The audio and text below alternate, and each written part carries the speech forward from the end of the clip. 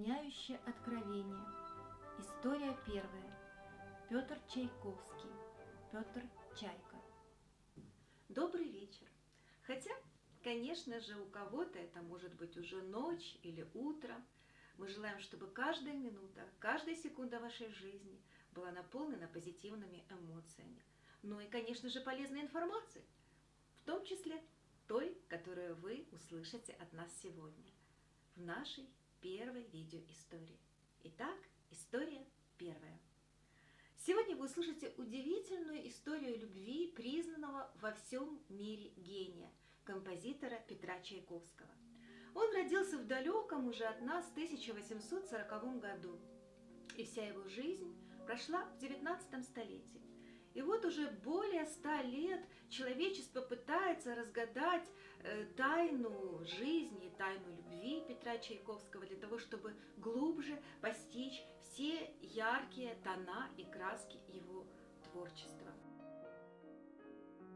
Наверное, потому что наследие Петра Чайковского – это не только «Пиковая дама», Евгений Онегин, «Щелкунчик», его многочисленные прекрасные романсы, симфонии, концерты, но также и его переписка, его учебники. Кстати, он написал очень известный в свое время учебник о гармонии. Он был не только прекрасным композитором, но еще талантливым литератором. Попытка разобраться во всех переплетениях узоров жизни Чайковского началась сразу после его смерти.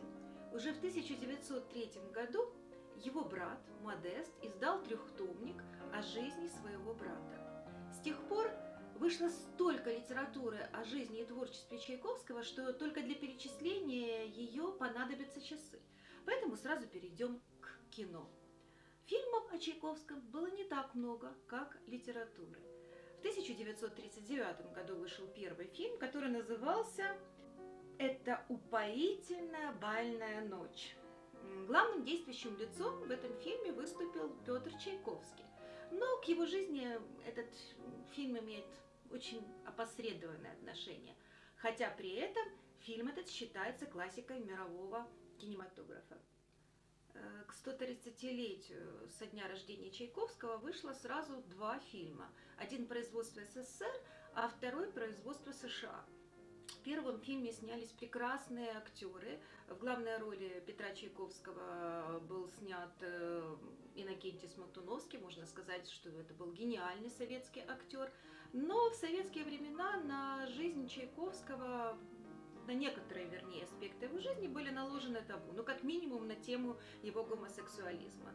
Поэтому фильм получился несколько однобоким, в основном это не о жизни, а даже больше о творчестве Чайковского. Советский фильм вышел в 1970 году, а уже в следующем, 1971 году, вышел фильм производства США. Он назывался «Музыкальные любовники», и в нем, напротив, большую часть фильма было уделено внимание гомосексуализму Чайковского. Таким образом, и этот фильм получился в достаточной степени однобоким. Количество самых разнообразных документальных фильмов о Чайковском просто зашкаливает. В 2021 году в России вышел еще один фильм о жизни и творчестве Чайковского, который называется «Чайковский. Русский гений». Фильм очень многонаселенный, в нем 234 актера, да, и это фильм документально-игровой. Судя по всему, фильм, который был задуман Кириллом Серебренниковым, так и не вышел. Финансирование, которое было выделено Российской Федерации, было у него отобрано. Но Кирилл Серебренников все-таки снял фильм короткометражный. Он называется «Фонограф», и в нем звучит голос, живой голос Чайковского. Это единственная запись, которая сохранилась живого голоса Чайковского. Эта трель могла бы быть лучше. Мы же решили взять на себя очень сложную задачу – показать Петра Чайковского во всех его ипостасях. И как героя-любовника, и как великого композитора, потому что мы все-таки считаем, что личность человека очень влияет на его творчество и взаимосвязана с ним. Еще одним фактором, побудившим нас написать сценарий о жизни Чайковского, это тот факт, что имя Чайковского очень связано с Украиной, что нам, естественно, близко. Дело в том, что настоящая фамилия Чайковского не Чайковский, а Чайка. Он из старинного казацкого рода, и только его дед взял вместо фамилии Чайки фамилию Чайковский, под которой мы его и знаем. Быть может, это покажется кому-то азбучной истиной, все, что мы сейчас рассказали об украинских корнях Петра Чайковского, но мы хотели бы обратить на это ваше внимание. Кроме украинских корней, Петр Чайковский имел также австрийские и французские корни по матери. Кроме того, Петр Чайковский очень часто бывал в Украине. Он приезжал в имение своей подруги по переписке, баронессе фон Мек. В Украине до сих пор сохранилось несколько усадьб, принадлежащих фон Мекам. Это, например, усадьба в Браилове, ныне Винницкой области, а ранее Каменец-Подольской губернии. Это усадьба в Копылове, которая находится совсем недалеко от Киева, буквально в 50 километрах. И там можно побывать. А в Браилове даже находится музей, который посвящен Петру Чайковскому. Также мы убеждены, что в звуках музыки Чайковского происходит божественное кровосмешение, и что его гений принадлежит всему миру, и сам он является гражданином мира. Окольцевать Чайку невозможно. Конечно же, всю романтическую историю, сторону жизни Чайковского пересказать вкратце, в короткой виде истории невозможно. Но мы все-таки постараемся сделать хотя бы какие-то акценты. Дело в том, что гомосексуализм Чайковского проявился в совсем ранние годы, когда он учился в Императорском училище правоведения. Чайковский всячески боролся с этими наклонностями, потому что тогда они считались ненормальными и даже позорными. В угоду семье, прежде всего отцу, он пытался строить отношения с женщинами. Первой большой влюбленностью композитора была неизвестная оперная дива бельгийского происхождения Дезире Арто. Пожалуй, Чайковский был в нее искренне влюблен. И сейчас даже уже не важно, в нее саму или в ее голос.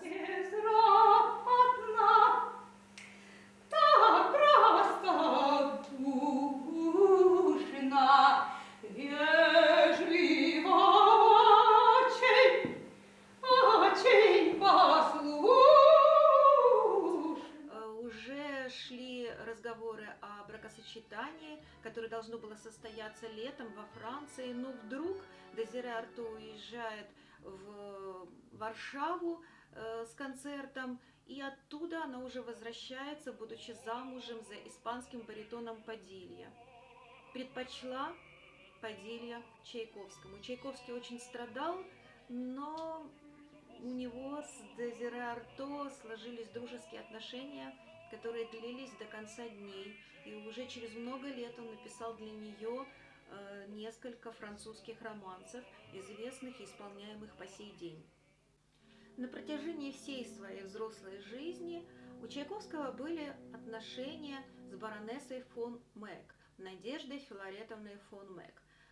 Они переписывались очень много лет, но при этом никогда не встречались лично. Это была очень интересная переписка, и Чайковский и Надежда фон Мек были талантливыми литераторами, и эту переписку можно читать просто как литературное произведение, что, в общем-то, многие делают, потому что ее переиздание существует на разных языках во всем мире. Баронесса фон Мек и Чайковский виделись издалека всего 2 раза в жизни. Один раз это было в Браилове, о котором уже шла речь, в Украине. Они увидели друг друга, Чайковский поклонился, баронесса фон Мек ответила ему также поклоном, кивком головы, и карета, повозка, в которой был Чайковский, скрылась за поворотом дороги. В общем-то, в реальности фактически эта встреча не состоялась. И второй раз они увиделись также издалека в театре во Флоренции. Чайковский смотрел на баронессу фон Мек в бинокль, а она, скорее всего, даже об этом не догадывалась. На протяжении множества лет переписки Чайковский и фон Мек оба боялись личной встречи. Однако им суждено было воссоединиться на физическом уровне, потому что племянница Чайковского Анна вышла замуж за одного из сыновей фон Мэг, Николая. И именно Николай и Анна начали строительство усадьбы в Копылове, в которую впоследствии неоднократно приезжал Чайковский, и которую находиться он очень любил. Пожалуй, последней попыткой стать паинькой в глазах общества была попытка женитьбы на Антонине Милюковой. И в этой женитьбе также большую роль сыграла именно переписка. Судя по всему, этот брак так и остался номинальным, хотя Чайковский был женат на Антонине Милюковой до конца своих дней. Судя по всему, Чайковский так и не смог переступить через себя.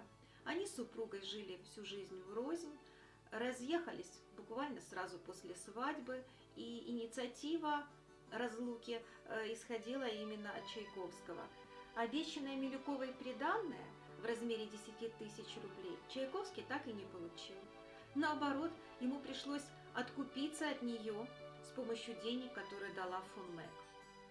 Милюкова пережила своего мужа на много лет и оставила после себя довольно подробные воспоминания о неудачном замужестве, но они не стали известными или популярными. О всех поклонниках таланта Чайковского, которым он испытывал ответные чувства, за несколько минут рассказать просто невозможно. Милые мальчики, юное создание, очарованные музыкой и вдохновляющие к ее написанию, слепки со статуей Бенвенуто Челлини и Вероккио. Мы очень надеемся, что смогли заинтересовать вас грандиозной фигурой Петра Чайковского, великого композитора и разносторонне развитого человека. И если это так, мы очень хотели бы узнать ваше мнение. Как вы думаете, почему Петр Чайковский и баронесса фон Мэг на протяжении долгих лет переписки так старательно избегали личной встречи друг с другом? В чем были истинные причины их страхов и предубеждений? Больше о Чайковском, о его творчестве и его романтических отношениях вы сможете узнать, посетив спектакль Киевского театра «Маскамрад» «Опьяняющее откровение». И, конечно же, еще больше вы сможете узнать из нашего фильма, который мы обязательно